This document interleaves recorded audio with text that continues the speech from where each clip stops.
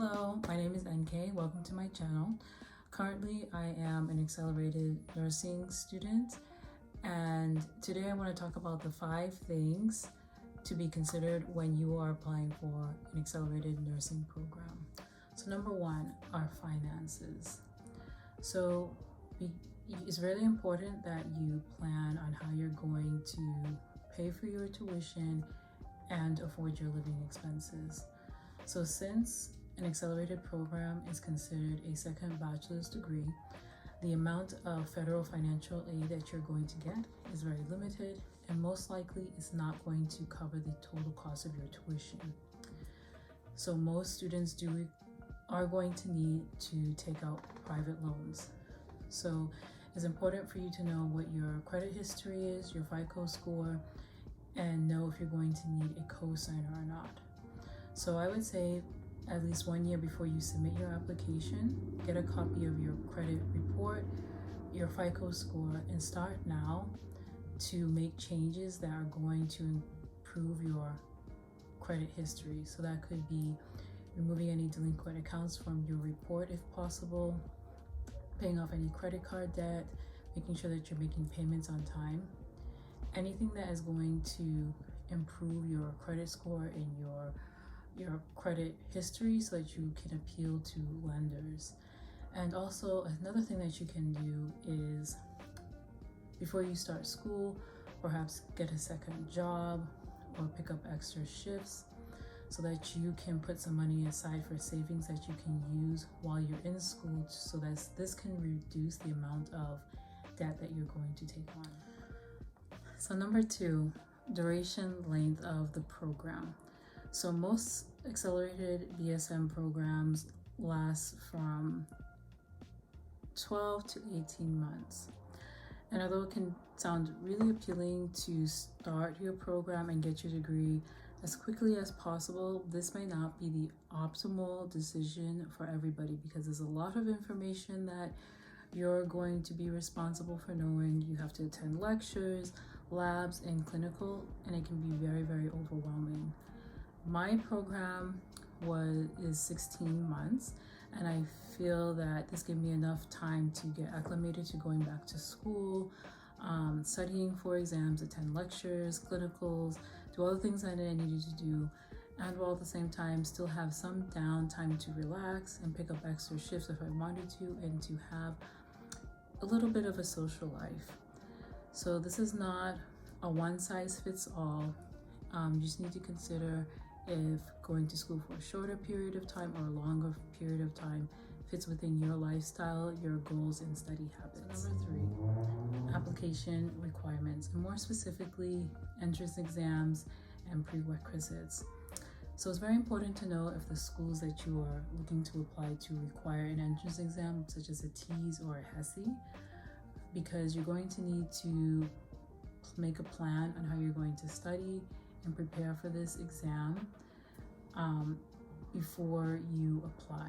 And I recommend that you should plan to take the exam at least 2 to 3 months before you submit your application. So this will give you enough time to retake the exam in case you need to do so.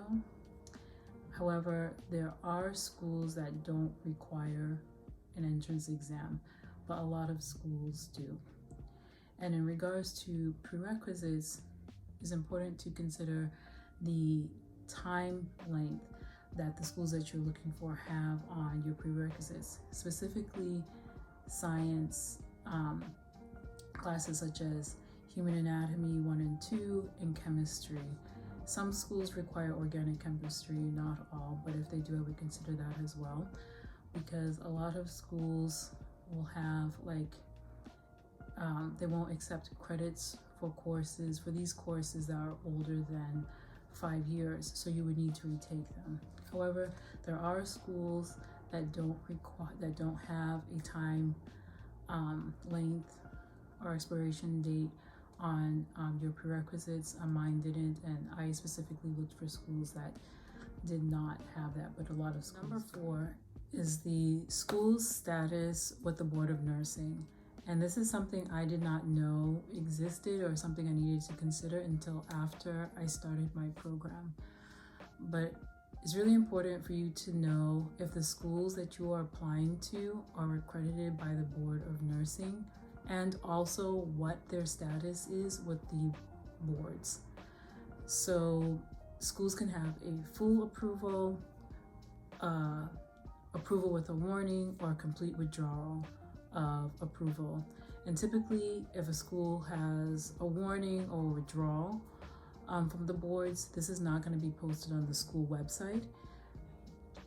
You can find this information, however, on the Board of Registration in Nursing in the state that the school is located in. And this is really important because if the school that you have been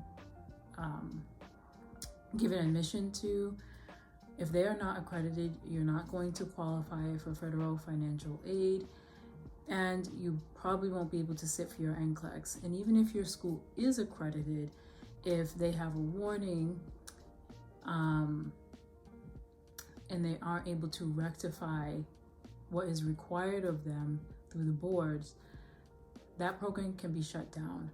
And all of that time and money that you invested in this school can be a waste, because those credits might not be able to transfer to a new nursing school. Nclex pass rate.